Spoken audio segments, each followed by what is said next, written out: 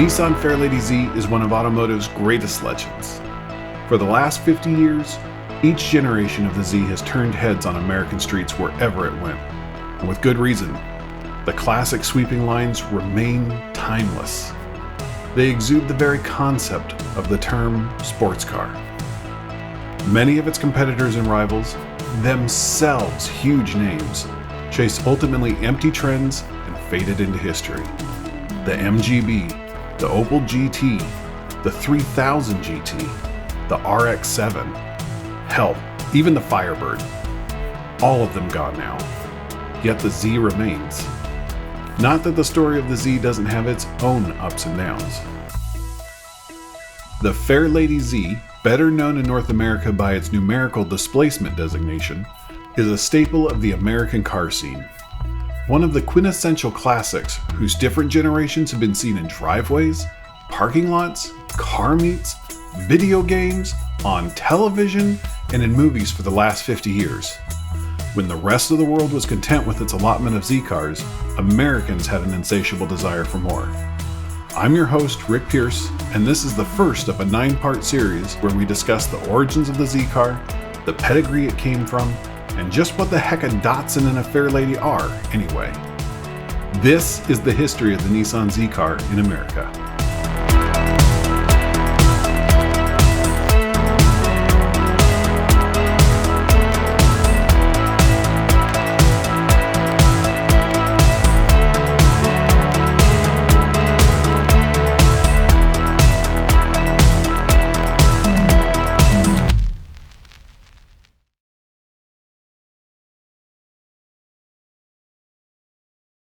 The story of the Z-Car is, in essence, a love story. And like many love stories, this one begins with a woman. Come on! Come on, Dover! Move your blooming arse! It's 1958, and Katsuji Kawamata, president of Nissan Motors, is visiting New York City on a business trip to see if there might be a market for Japanese cars in the United States. It's been just 13 years since Japanese Emperor Hirohito announced the surrender of the Empire of Japan to the United States, ending World War II. And tensions still remain high between the peoples of the two nations. But Japan's industry has been hard at work, and a few companies are eager to show Americans their engineering prowess. Among those companies is Nissan, an automobile manufacturer that began life in 1911 as Kwaishinsha Motor Car Works. Kwaishinsha's first car was the DAT, an acronym of the company's principal investors' surnames: Kenjiro Den, Rokuro Oyama, and Mataro Takuchi. The DAT was a big hit, and Kwaishinsha rebranded to DAT Motors to keep momentum behind the name growing. In 1931, DAT released a smaller, sportier car called the Datsun Type 11. The Datsun, the son of Dot, as it was called because it was a smaller type of Dot. It was quickly renamed because sun means loss in Japanese, and Dot Motors wanted to avoid depressing its customers. The O in sun was changed to a U, which invoked images of sunshine and happiness instead. A new sun, Datsun, began to rise.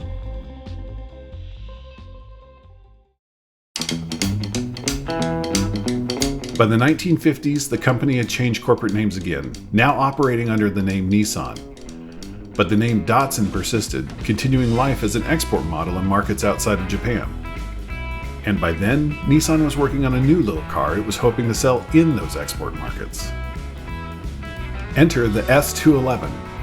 Based on what Nissan learned from the Datsun DC-3, the S211 was a 2-seat convertible sports car designed to go toe-to-toe with European Roadsters of the era.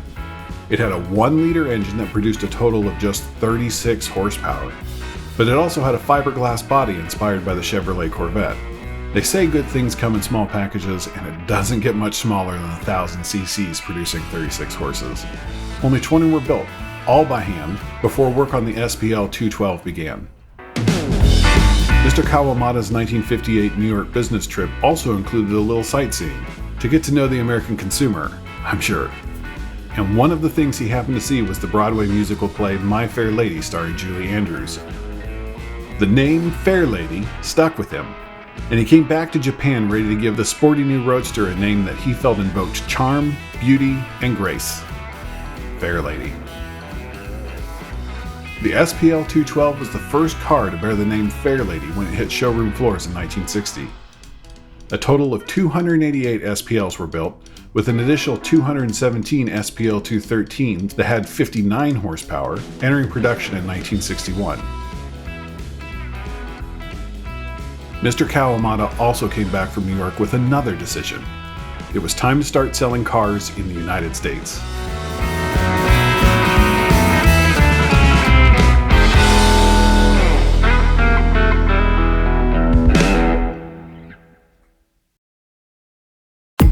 Nissan had serious doubts that its American venture was going to succeed, and decided to give the reins of operations to Yutaka Katayama, one of its executives that upper management had some, let's say, difficulty with. Katayama began work at Nissan in publicity and advertising, where he was able to argue the value of motorsports as a means of selling cars. As part of Nissan's executive leadership, he was rogue. Where the other executives wanted Nissan to sell practical commuters, Katayama wanted Nissan to win racing championships. The problem with Katayama? He was fiercely individualistic, a free spirit. I'm not sure I'd go so far as to say a lone wolf, but some might. In 1958, he led Nissan's first international rally entrance, putting together a team to race in the 6th Australian rally using the Datsun 210. Failing in this race would give Nissan's leadership the mandate it needed to keep Katayama in check. The rally was a grueling 10,000-mile endurance race that circled the Australian continent. 67 vehicles entered the race, only 5 of which were from Japan. 2 Nissans and 3 Toyotas. The 2 Nissans? Katayama's Class A Datsun 210s, nicknamed Fuji and Sakura. The race was brutal. It went through deserts and swamps and bogs. All food and water had to be carried with the racing team the whole way. Only 36 cars even completed it. There were injuries. There were broken bones. One person died. On September 7th, the car Fuji crossed the finish line, first in its class. Sakura finished just a few hours later, in 4th. That year's Australian rally was so vicious that the rally was never held again. Nissan executives recognized the win also solidified Katayama's leadership ability. They agreed to promote him to president, but he'd be in charge of the new and floundering American market. Arriving in America in 1959, he quickly got to work restructuring Datsun's months-old distribution and dealership network with his partner Soichi Kawazoa. Kawazoa would be responsible for East Coast operations, while Katayama oversaw West Coast operations in San Diego. To help his American colleagues who had difficulty pronouncing his name, Katayama adopted the moniker Mr. K. It would be under this name that his future legacy would be built.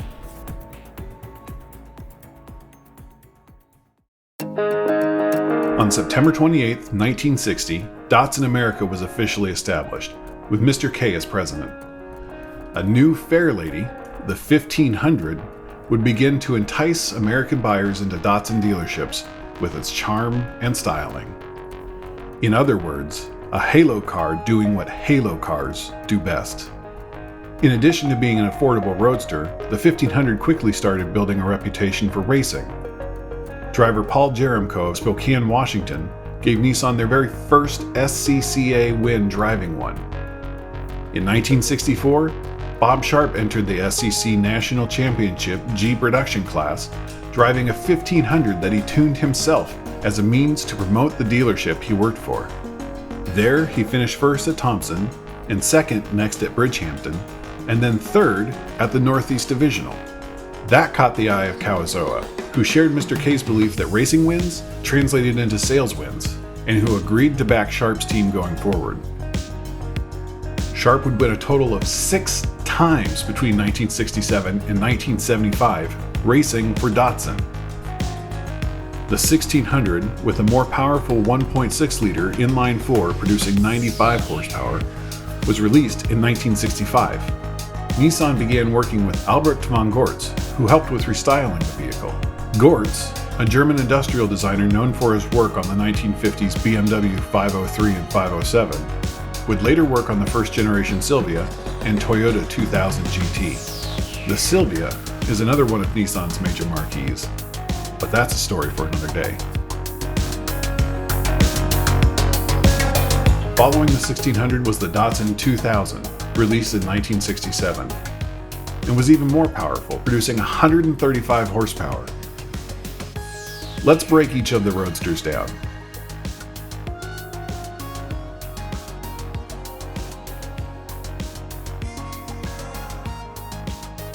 The Datsun 1500, Datsun 1600, and Datsun 2000, also known as the Datsun Sports, are a classic front-engine, rear-wheel drive FR layout that was only ever offered as a convertible.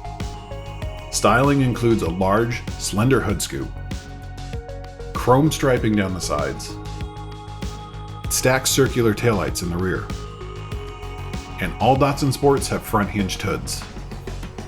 Notably, they feature early pointed sugar scoop style headlights trimmed in chrome. These headlights are very similar to the MGB, but would remain a characteristic of the Fairlady that continued to its next generation.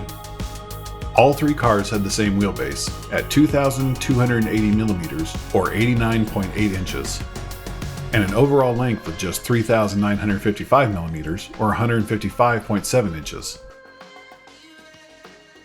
Despite the Datsun 2000 being the heaviest of the three vehicles, it still only weighed 950 kilograms or just over 2,000 pounds. The 1500, aka the SPL 310, was first sold in mid-1963 as a 1963 model. Under the hood was Nissan's G15 inline-4 carbureted engine. The easiest way to spot a 1500 is to look in its passenger compartment. The 1963 and 64 models had this weird but very cool transverse rear seat to accommodate a third passenger, but not very comfortably. The 1500 was a driver's car, and as a result, had a ton of indicators for the driver to monitor all the systems of their vehicle while cutting through the canyons. For the 1965 model year, the car's final year, the 1500 was given a small facelift. Gone was the transverse rear seat, and the interior materials were all changed, including a new dashboard that made the car feel a little more upmarket. Spilling out from behind the steering wheel and all the way over to the glove box were three round gauges above the center console that featured an ammeter, a fuel gauge, and of course a clock. It remained in production until January 1965. The 1600, aka the SPL 311, was nearly identical to the 1500, at least on the outside. Under the hood was a new 1.6-liter R-Series engine that it shared with the new Nissan Silvia. The 1600 also featured front disc brakes.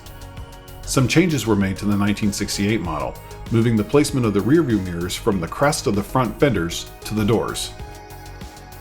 The front fenders also had new teardrop-shaped side markers.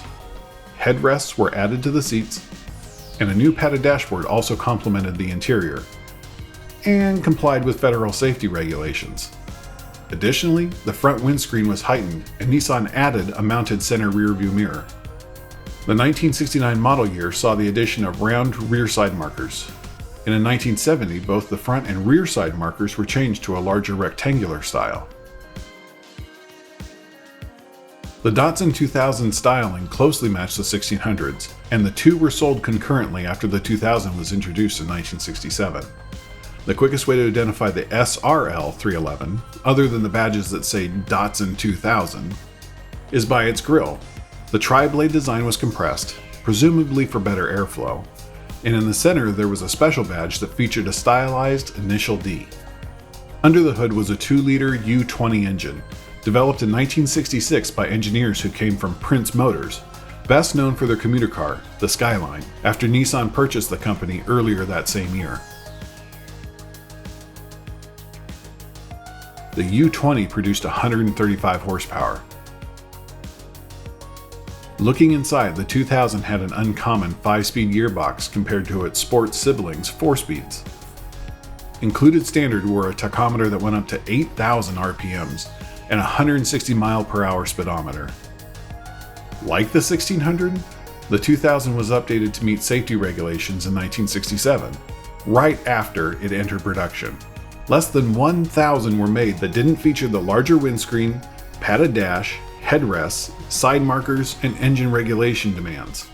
As a result, these 1967 half-year cars are the most sought after. The Datsun 2000 could also be purchased with a special edition package known as the Competition Package. The Competition Package, with its Mikuni Solex carburetors, B-model camshaft, and improved air filter, upped the power to 150 horses. As optional items, the car could be ordered with competition springs and sway bars to help improve performance even better. In fact, when it went on sale, it was the first production car from Japan to go faster than 200 km/h or 125 mph, just beating out Toyota's new sports car, the 2000 GT.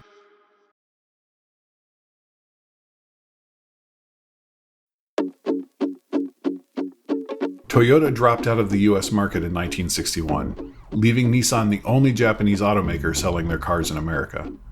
The elimination of their primary competition meant that it would either be make or break for Datsun. By the end of that same year, Datsun had grown to 122 dealerships. Mr. K wanted to reinforce the idea that Datsun, while being a Japanese company, was an American brand. They were here to find out what kind of cars Americans wanted, and then to relay those desires back to Japan to make them a reality. The first step to that was making a good logo. Mr. K had worked in advertising long enough to know how important good logography was to a brand. He hired John Parker of Parker Advertising and told him to come up with something that wouldn't scare Americans away. Parker came up with what would later be known as the hamburger, a red circle evoking the rising sun that enclosed the name Datsun on a large blue horizontal bar in the center. It was all red, white, and blue, and you couldn't get more American than that. But it also reminded customers of the vehicle's Japanese heritage. It was approachable, and it was recognizable from a mile away. In essence, it worked. It worked so well, in fact, that Nissan went on to adopt the logo company-wide. Another win for Mr. K. And Mr. K was able to continue advocating for the development of the car Americans really wanted. The sports car.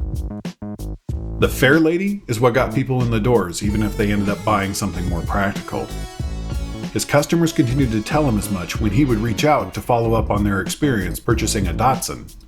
Nissan management listened, first with the release of the 1600 in 1965, and then with the release of the 2000 in 1967. The 2000 especially was impractical for the Japanese home market because of the nation's road tax on 2-liter vehicles, making the car much more expensive there. It was built for Americans and was, in many ways, a love letter to American consumers. The Datsun Sports are highly desired by Japanese car collectors, representing a mechanical zenith in the history of early Japanese cars in North America. Restored versions often come out for classic car meets or cars and coffee events around the country, usually finding themselves nestled among much younger cars. And sometimes, they have to make sure you don't mistake them for an MGB. With some of the very first Fairladies that made it to American shores being turned into high-speed racers, it's really no surprise that owners modding their cars in their garages continued after the model line ended, and in fact, continues today. On social media, it's easy to find Datsun Sports communities still working diligently to mod their cars into rat rods, road racers, and even resto-modded sports cars.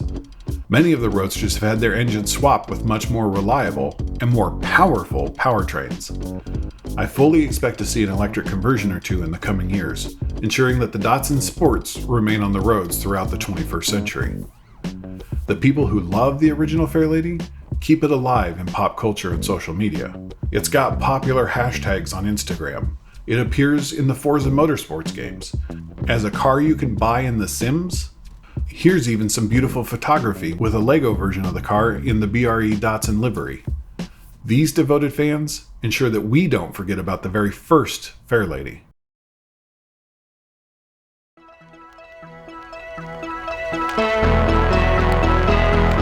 By the late 1960s, something different was brewing for the Fairlady at Nissan Motors.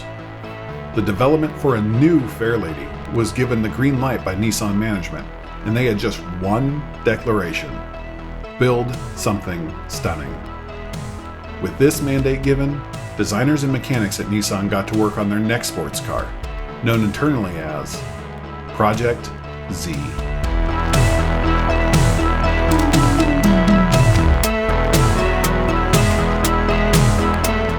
Thank you very much for watching my first video. If you're here from the present, I'm not entirely sure that I believe you, but hi, hello, how in the world did you find this video? And if you're here from the future when this channel is big and huge, as I'm sure it will be by then, in the future, then a special hello from the distant past to you. To both of you, present and future viewers alike, thank you for supporting me with your viewership. If you'd like to continue supporting me, please consider giving this video a thumbs up and leaving a comment. Maybe share this video with just one friend. It would mean a lot. And to see more of my videos as they release, please subscribe. The next episode on the history of the 240Z is going to be a great one. I'll see you then.